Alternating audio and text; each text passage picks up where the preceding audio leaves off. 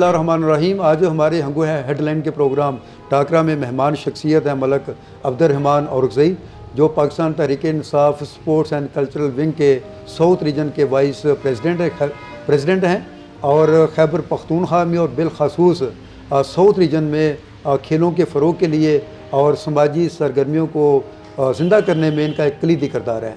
आज हम इनसे पाकिस्तान तहरीक इंसाफ के अंदाज़ सियासत, इनका अपना जो सियासी बैकग्राउंड है इसके हवाले से और ज़िला हंगू में पाकिस्तान तहरीक इंसाफ के अरकान असम्बली की कारकर्दगी के बारे में इनसे पूछेंगे।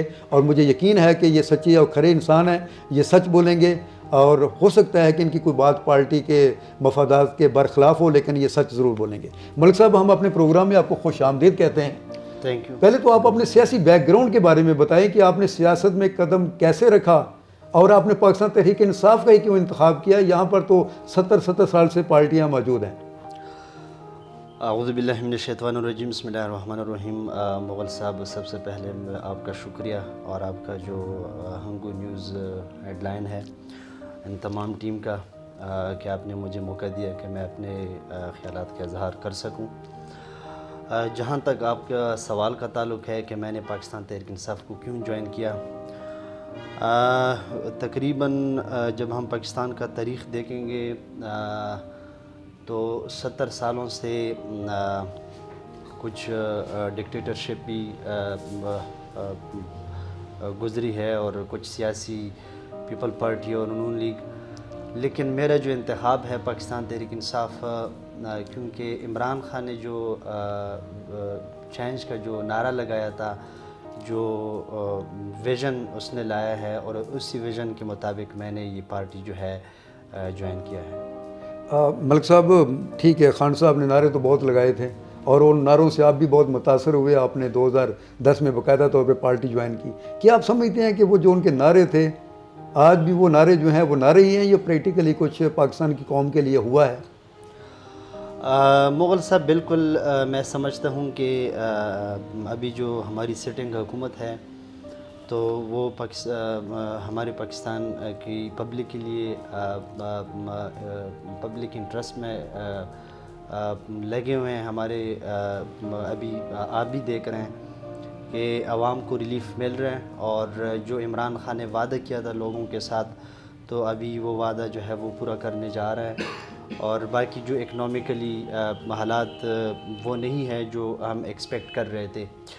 तो इंशाल्लाह जो इमरान खान ने जो चेंज का नारा लगाया था, तो ज़ाहिरी बात है इस चेंज में टाइम लगेगा, क्योंकि पाकिस्तान पहले से इकनॉमिकली ठीक है मलिक साहब, आपकी बात सही है, चेंज में टाइम लगता है, हकीकत यही है। लेकिन खान साहब ने तो ये कहा था कि मैंने 22 सालों में एक ऐसी टीम तैयार की है जो 200 दिन के अंदर तब्दीली लेके आएगी। तो उनका वो कहना जो है, बाद में जब वो हुकूमत में आए तो उनको एहसास हुआ कि हालात कितने ख़राब हो चुके हैं, ये इतना आसान काम नहीं है इस कौम की तकदीर बदलना। मुग़ल साहब, आपकी बात कुछ हद तक दुरुस्त है, क्योंकि जब हम देखते हैं तो 70 सालों का गंद या साल 1.5 साल में साफ़ नहीं होगा, क्योंकि ये सिस्टम जो है ये ना मलिक साहब, इस बात पे आ जाते हैं, जो भी आता है वो यही कहता है कि 70 साल का गंद, 70 साल का गंद, यही बात की जाती है। मेरी बात सुने जी, आपका इंतखाबी नारा था करप्शन, आपका इंतखाबी नारा था बेरोज़गारी का ख़ात्मा, आपका इंतखाबी नारा था 1 करोड़ मकानात, आपका इंतखाबी नारा था कि शफाफियत, हर महकमे में, हर अदारे में शफाफियत लाई जाएगी और इंसाफ का बोलबाला होगा। लेकिन अब इनमें से कोई चीज़ भी सामने नहीं आ रही। क्या ये क्यों नहीं आ रही? मैं इसी पे आ रहा हूँ क्योंकि ये 70 सालों में जो लूट खसूट, ये जो करप्शन हुई है, तो ज़ाहिर सी बात है इस पर टाइम लगेगा। लेकिन अभी इदारे जो है हरकत में आए हैं और हर इदारा ख़ुद मुख्तार है। जिस तरह आपने करप्शन की बात की कि नायब जो है वो केसेस चल रहे हैं और चार्जेस है करप्शन की, जिसके ऊपर जितने लोगों को आपने जेलों में डाला था सारे बाहर निकले हैं, सबकी ज़ुबान पे हो गई हैं। जितने लोग डाले थे, तो इसका मतलब है कि प्रोसिक्यूशन कमज़ोर है, केस कमज़ोर है या विल की कमी है? ये भी कुछ हद तक मैं आपसे एग्री हूँ कि अदालती निज़ाम भी कुछ, क्योंकि मियाँ साहब को जब पकड़ा गया तो अदालत ही नहीं उसको उसके बहाने बाहर जाने दिया कि ये बीमार है। तो असल मसला अदालतों में भी है। अदालती निज़ाम भी ठीक नहीं है, सही। अदालत निज़ाम भी ठीक। बाकी आपको पता है कि इदारे इंडिपेंडेंट मलिक साहब, आप औरकज़ई से आपका ताल्लुक़ है, एक अच्छी फैमिली से आपका ताल्लुक़ है और एक साफ़ सुथरी आपकी सियासत है।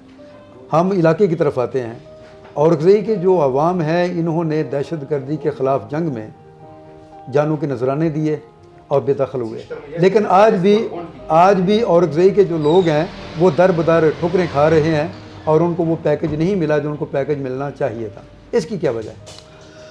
मुग़ल साहब, बिल्कुल इसमें कोई शक नहीं है कि हमारे औरकज़ई, न कि औरकज़ई बल्कि पूरा जो हमारे एक्स फाटा है, इन सब ने पाकिस्तान की खातिर कुर्बानियाँ दी हैं और IDPs हो गए हैं, घर बार छोड़ के दूसरे शहरों में मुंतकिल हुए हैं, सारे इंफ्रास्ट्रक्चर जो है वो तबाह हो चुका है। तो अभी जो हमारी सिटिंग हुकूमत है उसकी ये कोशिश है और रिहेबिलिटेशन भी शुरू है वहाँ पर। अगर हम हेल्थ में देखेंगे या एजुकेशन में देखेंगे या इंफ्रास्ट्रक्चर जो है वो शुरू है।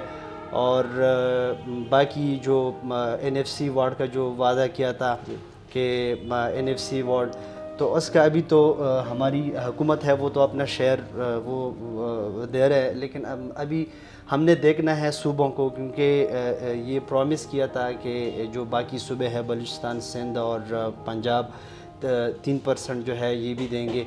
तो अभी हम उसी में मुंतज़िर है, वेट कर। मलिक साहब, ठीक है, आपकी बात सही है, आप लोग कोशिश कर रहे हैं, लगे हुए हैं। मलिक साहब, काइंडली सिर्फ ये बता दें कि डिस्ट्रिक्ट हंगू में आपके MNA हाजी ख्याल ज़मान जो है ना बहुत काम कर रहे हैं गैस पेट्रोलियम के हवाले से। आपके जो अरकान सूबाई असम्बली हैं वो भी दावेदार हैं कि हमने 4 अरब रुपया जो है पिछले 5-6 सालों में गैस रॉयल्टी का ज़िला हंगू में सोशल सेक्टर को इम्प्रूव करने के लिए हमने इस्तेमाल किया है। आप इस बात से इत्तफाक करते हैं? बिल्कुल, मैं 100%, क्योंकि पिछले टेन्योर में भी उसने जो गैस रियलिटी का फंड है, शायद आप पिछले टेन्योर अच्छा, आपने ये इसी टेन्योर में भी सही है गैस का काम हुआ है। आपने 4 अरब रुपए को आपने ओन किया है कि हम लोगों ने खर्च किया है। आप तहसील हंगू के अंदर, शहर के अंदर, अंदरूनी शहर कोई एक सड़क बता सकते हैं कि जो बिल्कुल सही हो? कोई एक सैनिटेशन का प्रोजेक्ट दिखा सकते हैं कि निकासी आपका निज़ाम, वो 4 अरब रुपया गया किधर है? अगर ये रोड्स बने थे तो फिर वो क्यों ख़राब हो गए? 2 सालों में क्यों ख़राब हो गए?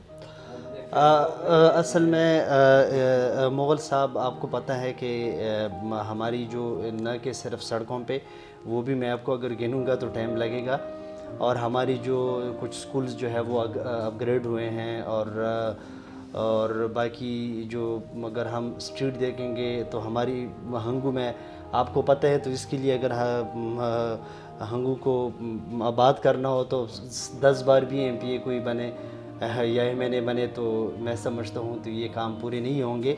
लेकिन बाकी रोड से जिस तरह आपने क्वेश्चन किया, तो बड़े जो रोड्स है वो समाना, और इसी तरह मैं क्या आपको गिनूँ, बहुत से रोड्स बने हैं। और मलिक साहब, आपकी शख्सियत में अट्रैक्शन है, जहाँ कहीं कोई प्रोग्राम होता है आपको वहाँ पे as a chief guest invite किया जाता है। क्या कमाल है आपके अंदर? क्यों आपको सब लोग जो है ना ये मुग़ल साहब इन हालात में भी, जबकि PTI से सब लोग दूर जा रहे हैं? मेरे ख्याल में ये आप उन लोगों से पूछिए कि वो मुझे क्यों इनवाइट करते हैं। बस ये लोगों का मोहब्बत है और प्यार है। ये जो मोहब्बत है इसको सामने रखकर हम कह सकते हैं कि आपका फ्यूचर में नेशनल असम्बली, प्रोविंशियल असम्बली या डिस्ट्रिक्ट निज़ामत या बतौर डिस्ट्रिक्ट काउंसिल के मेंबर आप इलेक्शन लड़ने का इरादा है आपका? मैं समझता हूँ कि हर पॉलिटिकल वर्कर के लिए ये हर पॉलिटिकल वर्कर का ये हक भी है, और फ़िलहाल कोई पार्लिमानी पॉलिटिक्स का जो है इरादा नहीं है। एज ए सोशली और हम लगे हुए हैं, अगर पार्टी एतमाद करे तो हम इंशाल्लाह हर किस्म की खिदमत के लिए तैयार हैं। कोरोना का तीसरा स्पेल आया हुआ है जिसने अमली ज़िंदगी को मफलूज करके रखा हुआ है। बहसीयत एक शहरी आप कौम को क्या पैगाम देंगे? कोरोना, बिल्कुल इसमें कोई शक नहीं है कि ये एक ख़तरनाक वबा है। अभी तीसरा जो लहर है शुरू है, तो मैं ये पाकिस्तानी पब्लिक से, ख़ासकर हमारी जो हंगू के अवाम है, उनको मैं ये रिक्वेस्ट करता हूँ कि घरों में रहें और सफाई का ख़ास ख्याल रखें और सैनिटाइज़र यूज़ किया करें और मास्क यूज़ किया करें, और सोशल डिस्टेंस रखें। और मलिक साहब, पाकिस्तान तहरीक इंसाफ की हुकूमत को जो चैलेंजेस थे उनमें एक बड़ा चैलेंज जो है वो PDM का इत्तेहाद था, लेकिन ये इत्तेहाद की जो हंडिया है वो मेन चौराहे में फूटी है और ANP और पीपल पार्टी अलहदा हुए हैं, बल्कि उनको निकाल दिया गया है। आप क्या समझते हैं कि ANP और पीपल्स पार्टी का PDM से अलहदा होना एक मुस्बत साइन है, अच्छा फैसला किया उन्होंने? मैं समझता हूँ कि ये ANP और पीपल पार्टी का PDM से अलहदा होना हमारे लिए तो आपको आसानी की बात है, लेकिन ये बहुत अच्छा स्टेप लिया, क्योंकि PDM जो है मौलाना साहब और नून लीग ये अपने एक ज़ाती एजेंडे के लिए यूज़ कर रहा था। तो अभी हमारे लिए तो खुशी की बात है कि PDM टूट फूट के शिकार हो गई है। आप मज़ीद चाहते हैं कि अपोजिशन इसी हालत में रहे, या आप चाहते हैं कि अपोजिशन असम्बलियों में आए और मुस्बत किरदार अदा करके आइन साजी और कानून साजी जो उसका एक मिशन है, जो उसका काम है, बुनियादी काम है, वो काम करे? मैं समझता हूँ कि आए असम्बलियों में, और क्योंकि इसीलिए तो लोगों ने वोट्स दिए हैं MNAs को, MPs को, आए मिलकर इस मुल्क की खिदमत करें और असम्बलियों में आना चाहिए इन सबको, और अपने मुल्क का जो है वो। बहुत शुक्रिया मलिक साहब। ये थे मलिक अब्दुर्रहमान औरकज़ई, जो स्पोर्ट्स एंड कल्चरल सेक्रेटरी हैं, सीनियर नायब सदर हैं साउथ रीजन के खैबर पख्तूनख्वा में। आज इन्होंने बड़ी खंदा पेशानी से, बड़ी मुस्कुराहट के साथ उन सवालात के जवाब दिए हैं जो इन हालात में PTI का कोई भी कारकुन जवाब देने की पोजीशन में नहीं है, लेकिन इन्होंने बड़े अच्छे और मुदल्लल अंदाज में जवाब दिए हैं। इंशाल्लाह अगले प्रोग्राम में एक नए मेहमान के साथ हाज़िर होंगे। उस वक्त तक के लिए इजाज़त दें। खुदा हाफ़िज़।